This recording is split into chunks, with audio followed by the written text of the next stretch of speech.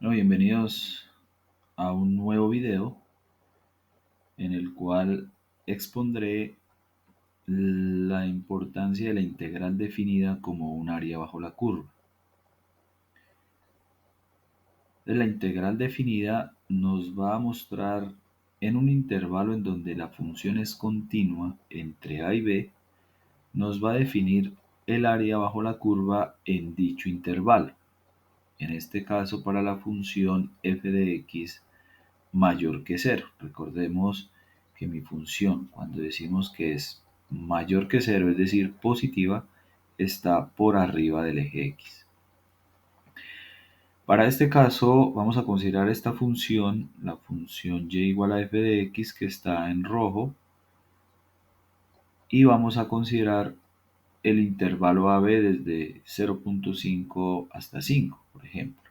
¿No? Yo puedo modificar estos valores en donde quiera yo relacionar, si es entre 1, digamos, ¿no? Es en donde quiero encontrar el área bajo la curva, ¿cierto? Entonces puedo modificar acá mis valores de A y de B. Entonces si muevo, digamos, quiero, digamos, hacer la partición en ese intervalo desde 1.3 hasta 5, o que puedo considerar a la izquierda, a la derecha, lo puedo mover aquí desde 0, ¿cierto? Entonces desde 0.1, 0.2, bueno, desde donde se quiera, digamos, considerar el intervalo en donde mi función es continua. Entonces, en este caso, supongamos que queremos aproximar el área en ese intervalo desde 0.3 hasta 5 en dos formas. Cuando yo hago el trazo de estos rectángulos, me estaría dando una suma inferior y me estaría dando una suma superior si consideramos en la partición. En este caso va a depender de la partición que hagamos. Por ejemplo, si yo quiero 4 rectángulos, si quiero más rectángulos, 5 rectángulos, 6 rectángulos, 7, 8, 9, etcétera, etcétera. O sea, yo puedo tener acá diferentes particiones, ¿no? Entonces supongamos que quiero 4 rectángulos y puedo encontrar sumas inferiores del área de esos rectángulos para aproximar, o sumas superiores de esos rectángulos. Entonces, ¿cómo se define? Yo considero aquí el extremo izquierdo para definir en la partición. Entonces, si tenemos 4 subintervalos, un subintervalo, 2, 3, 4 subintervalos, si considero el extremo izquierdo, entonces estaría tomando esta altura del rectángulo. Si tomo el extremo izquierdo, estaría tomando esta altura. Si tomo este extremo izquierdo, estaría a la altura del rectángulo. Y si tomo este izquierdo, tomaría el área del rectángulo, en la altura del rectángulo.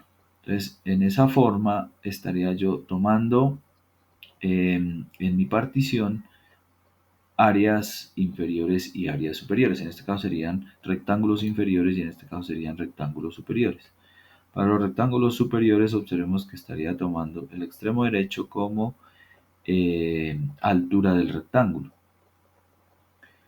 Entonces, lo que se considera como interpretación geométrica de una integral definida es un área bajo la curva.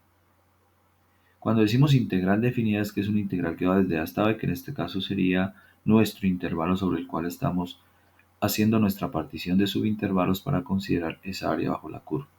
Entonces, ¿en qué consiste la aproximación por sumas de esos rectángulos? Que puedo tener sumas de rectángulos superiores o suma de rectángulos inferiores, o sea, que están por debajo de esa curva en esa partición que se considera. Observen que acá lo que tenemos es área de rectángulos. Entonces, si yo aproximo el área bajo la curva de esa función en ese intervalo, sería el área de este primer rectángulo más el área de este segundo, más el área de este tercero, más el área de este cuarto, que nos estaría dando 8.33 cuando sumamos el área de cada uno de esos rectángulos. Ahora bien, si yo considero rectángulos superiores, es decir, que están por arriba de la curva, ¿cierto? Se generan por fuera de la curva algunos rectángulos, estaría considerando lo mismo, sumar el área 1, el área 2, el área 3, el área 4, y obtenemos que sumando esas áreas obtendríamos el valor de 12,53. Quiere decir que el área exacta que sería considerar por debajo de la curva, esa área exacta estaría entre estos dos valores, entre la suma inferior que nos dio 8.33 y la suma superior que nos da 12.53. Entonces, ¿de qué depende? Que yo considere el valor exacto, que entre mi partición la haga más densa, el valor va a ser más exacto a la integral definida, que tendría que darme 10.74. Observemos que el valor de 10.74 es un valor que está entre 8.33 y 12.53. Es decir, que a medida que yo aumento mi partición, ¿cierto? Observemos 5, entonces esa área que me sobra y esa área que me falta va disminuyendo a medida que yo voy aumentando el valor de mi n, de mi partición en ese subintervalo entre A y B. Observemos que acá, si yo tomo 7 rectángulos, el área que me estaría sobrando ya se va a considerar menos. Y bueno, ustedes dirán, yo puedo considerar y contrarrestar con esta área que me está sobrando acá cuando tomo rectángulos superiores. Pues no, no va a ser de esa forma. El valor exacto a considerar tiene que ver con que yo cada vez pueda ir aumentando mi n para obtener un valor exacto. Es decir, que aquí, si yo aumento, observen, a 8, si aumento a 9, pues ya me está sobrando, ¿no? Falta, sobra, falta, sobra. Y ahí va, digamos, es rellenando, digamos, esos espacios o quitando estos espacios a medida, quitando estas áreas que sobran, digamos que están por arriba de mi gráfica, porque nuestro objetivo es encontrar el área que está por debajo de la gráfica en ese intervalo, ¿cierto? En ese intervalo sobre el cual consideramos la partición sobre lo que queremos hallar en la integral definida. Entonces observen que aquí a medida que yo aumento ese valor de la partición, pues acá también se va aproximando a este valor 10.74 que sería el valor real.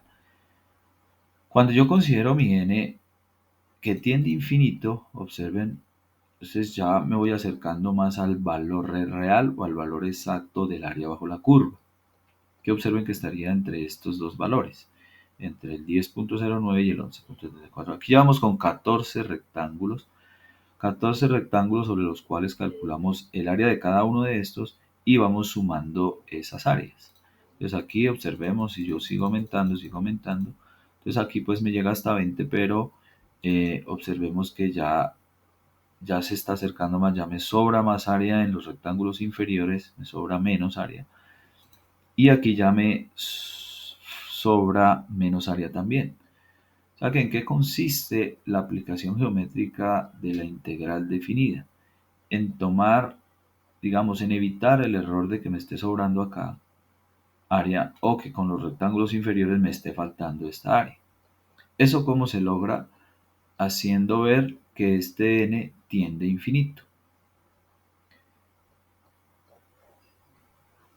Muy bien, entonces en ese orden de ideas podemos dar algunas conclusiones a lo que se considera como la integral definida en una aproximación de área de rectángulos, que cuando n tiende a infinito pues se aproxima más.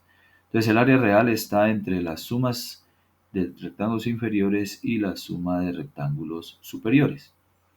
El valor exacto estaría entre esas dos valores que obtenemos en rectángulos inferiores y en rectángulos superiores. Entonces podemos obtener el valor de A negativo también, ¿cierto? Y el valor negativo pues es si está por debajo del eje X, es decir que mi función en ese intervalo es negativa. Recordemos que mi función es negativa cuando en dicho intervalo está por debajo del eje X, ¿sí? Y de la misma forma podemos calcular esos valores. Conclusión 2. Entonces, el área bajo una curva es igual a la integral de la función cuyos límites de integración están dados por las rectas verticales. Sin embargo, f de x debe ser positivo para que esto sea cierto. En caso contrario, eso tendrá áreas negativas. Es decir, que si estoy por arriba del eje x, estoy considerando, eh, mi solución aproximada si tomo rectángulos inferiores o rectángulos superiores. Y el valor exacto me estaría dando cuando n tiende a infinito. Que el área por debajo del eje X nos daría negativa y por arriba del eje X nos da positivo. ¿Listo? Bueno, muy bien, eso sería todo por este video. Nos vemos en un próximo video.